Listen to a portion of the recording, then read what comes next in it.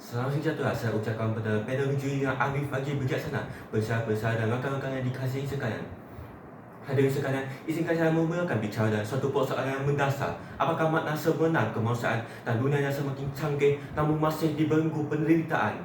Kemanusiaan bukanlah sekadar istilah retorik yang indah di bibir, tetapi suatu prinsip yang membentuk tindakan empati dan keberanian moral yang mengakui nilai sejagat seperti kasih sayang, keadilan, penghormatan dan merawat insan serta tanggungjawab kreatif untuk melindungi yang lemah dan tertindas.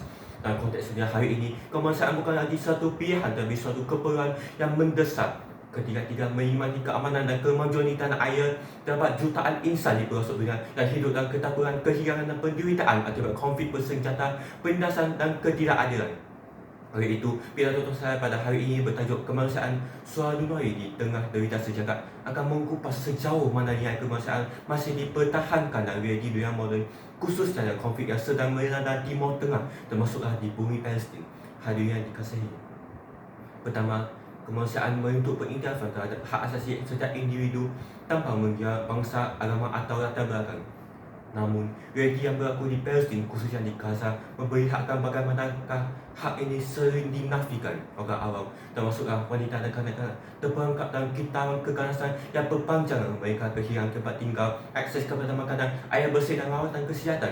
Infrastruktur asas musnah, hospital dibebani dan kehidupan seharian berubah menjadi suatu perjuangan untuk berterus hidup.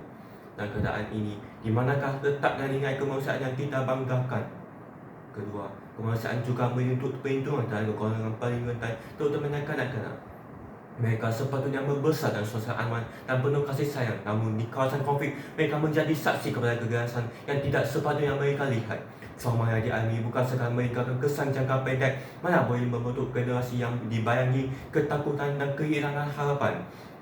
Pernikahan tertangguh masih dipandang menjadi khabar dan dunia seolah-olah gagal memberikan mereka peluang adil untuk hidup. Hadirin sekalian, ketiga, konflik di Timur Tengah tidak hanya terhad kepada suatu wilayah tetapi memberi kesan rantaian kepada negara-negara lain. Ketegangan yang berterusan telah mencetuskan krisis pelarian di mana ribuan malah jutaan manusia terpaksa meninggalkan tanah air mereka demi mencari perlindungan. Mereka hidup dalam keadaan serba kekurangan di kamp-kamp pelarian bergantung kepada bantuan kemanusiaan yang terhad.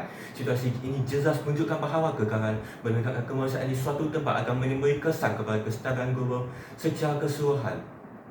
Keempat, kita juga perlu melihat kepada aspek keadilan dan accountability.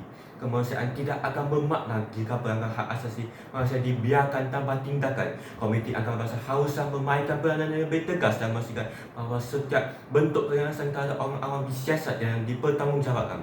Prinsip undang-undang antarabangsa perlu ditegakkan tanpa pilih kasih agar keadilan benar-benar dapat dirasai oleh semua pihak.